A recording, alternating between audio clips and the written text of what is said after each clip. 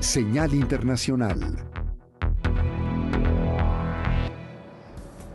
Y en información internacional, Israel bombardea Gaza dejando al menos 15 personas fallecidas, entre ellas un líder de la Yihad Islámica. Bombardeos en la Franja de Gaza. El ejército de Israel informó que al menos una quincena de personas murieron en sus ataques aéreos del viernes. La organización palestina Yihad Islámica informó por su lado que un importante dirigente fue abatido y advirtió que el Estado hebreo ha comenzado una guerra. El líder del grupo aseguró que no habrá tregua después de este bombardeo y que no habrá líneas rojas en esta batalla, mencionando que Tel Aviv también será uno de los objetivos de los misiles de la resistencia. El viernes por la tarde, el ejército israelí prohibió las grandes concentraciones en las comunidades situadas en un radio de 80 kilómetros en la frontera de Gaza hasta el sábado por la noche. Las medidas se implementan 4 días después del cierre de carreteras y otras restricciones a la circulación en la zona fronteriza, tras la detención en Cisjordania ocupada de 2 altos cargos de la Yihad Islámica. Este grupo, con fuerte presencia en Gaza, está en la lista negra de organizaciones terroristas de la Unión Europea y de Estados Unidos. A nuestros enemigos en general y a los líderes de Hamás y la Yihad Islámica les digo explícitamente, su tiempo es limitado. La amenaza será eliminada de una forma u otra.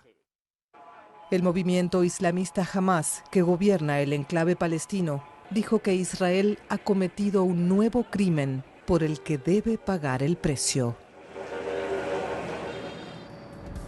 Y China decide suspender su cooperación con Estados Unidos en sectores de defensa, judicial y de cambio climático. Estados Unidos dice que quiere mantener las líneas de comunicación abiertas con China, aunque su secretario de Estado, Antony Blinken, precisó que los ejercicios militares que lleva a cabo Pekín en el estrecho de Taiwán son acciones provocativas.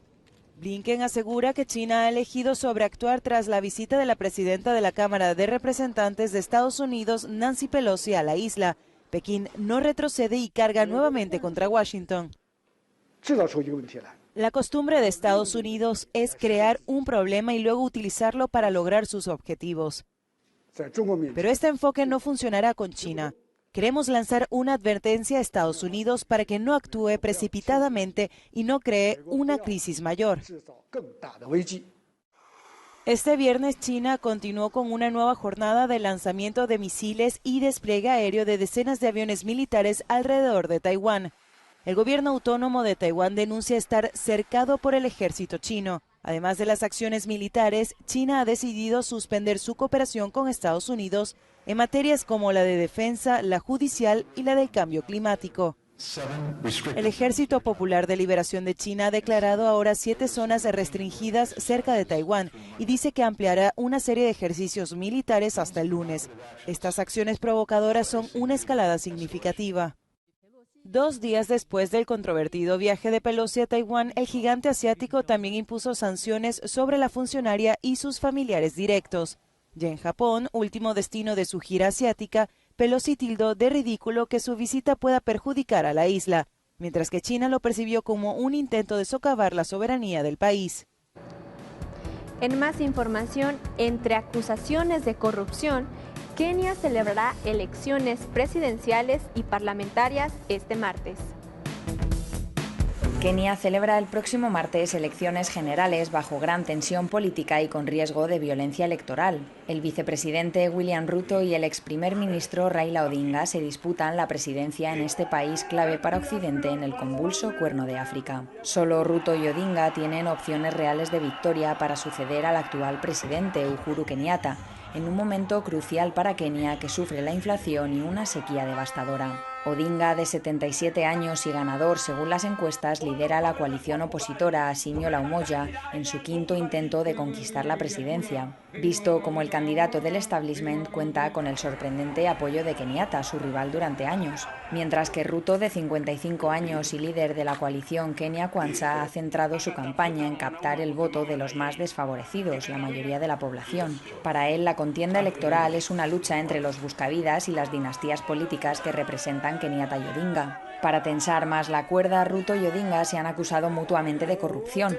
un mal endémico en Kenia donde cada día se roban del Estado 2.000 millones de chelines, casi 16,5 millones de euros. Ambos candidatos han prometido aceptar el veredicto de las urnas si el proceso resulta libre e imparcial para evitar episodios de violencia como el de 2007, que causó más de 1.100 muertos y unos 600.000 desplazados.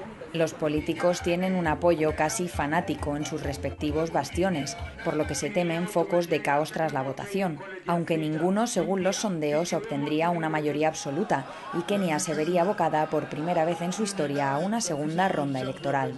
Como siempre, la comunidad internacional mirará con lupa los comicios, sabedora de que Kenia, sexta potencia económica africana, supone una relativa estabilidad en el inestable Cuerno de África, donde Etiopía libra una guerra civil y Somalia lleva décadas atrapada en el conflicto y la anarquía. Y hasta aquí la información más importante en lo nacional e internacional. Regresamos contigo, Belén, pero yo lo espero a usted la próxima semana para darle la información nacional e internacional. Muchas gracias, Lupita. Gracias por este recorrido amplio por la información nacional.